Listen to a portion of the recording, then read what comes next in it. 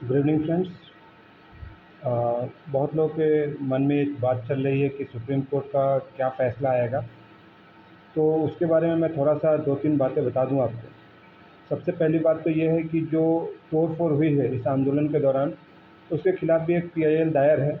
लेकिन चूँकि अभी वैकेशन चल रहा है, तो पीआईएल को भी अभी एक्सेप्ट नहीं किया गया है और चीफ़ जस्टिस ऑफ़ इंडिया का अप्रूवल का वेट किया जा रहा है।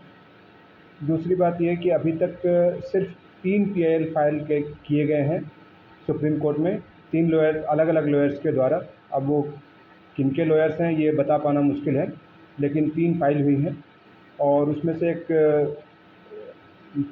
एडवोकेट तिवारी हैं, जिन्होंने सबसे पहले रिक्वेस्ट किया कि इसको वैकेशन बेंच को सौंपा जाए, क्योंकि ये बहुत ही अर्जेंट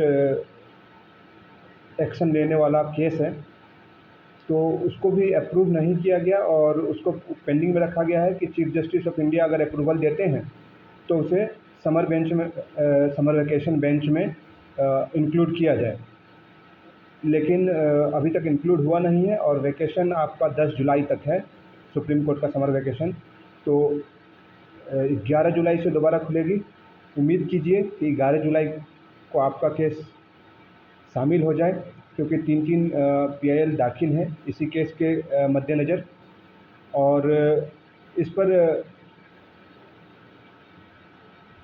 हमारे देश की सरकार ने भी जब उनको पता चला कि 3 पीआईएल दायर है, तो उन्होंने भी अपने तरफ से एक स्टेटमेंट दिया है सुप्रीम कोर्ट को और उसमें कहा गया है कि आप कोई भी निर्णय बिना हमसे हमारे विचार लिए अपने स्वतः निर्णय ना लें और हमें भी अपना विचार रखने का इस मैटर पर मौका दिया जाए। तो उनका भी अपील को कंसीडर करेगी सुप्रीम कोर्ट। और जब कोर्ट दोबारा रीओपन होती है वैकेशन के बाद में करीब 11 जुलाई को, तो दोनों पक्षों को सुन करके फिर जो भी निर्णय होगा वो सुप्रीम कोर्ट का आएगा। यहाँ पर एक बात ध्यान देने वाली ये है कि जब तक केस लंबित रहती है तब तक उम्मीद ज़िंदा रहती है। आप हौसला मत खोइए जब तक आपका केस का सुनवाई ना हो जाए, जब तक सुप्रीम कोर्ट का फ़ैसला ना आ जाए। देखिए, वकालत का बहुत ज़्यादा ज्ञान मुझे है नहीं, जितना थोड़ा बहुत मैं सुनता हूँ, किसी से पूछता हूँ, उसी के हिसाब से मैं बता रहा हूँ आपको। लेकिन कुछ एडवोकेट्स जो हमारे पहचान के हैं, हमारे रिलेशन के हैं, उनसे जो बात हुई है उनके हिसाब से कि ये जो केस बनता है वो सिरे से खारिज नहीं किया जा सकेगा, क्योंकि जैसा कंडीशंस बन रही हैं उसके हिसाब से।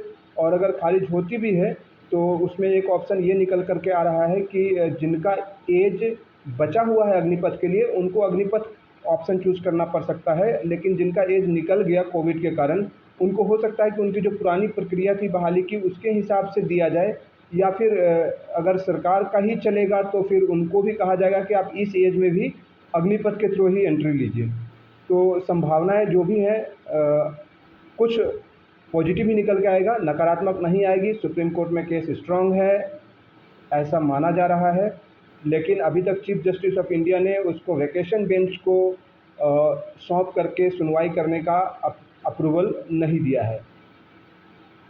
और इसके विषय में और कोई भी जानकारी आएगी तो मैं अपने चैनल के माध्यम से आपको स्वतः सूचित कर दूँगा। धन्यवाद। जय हिंद।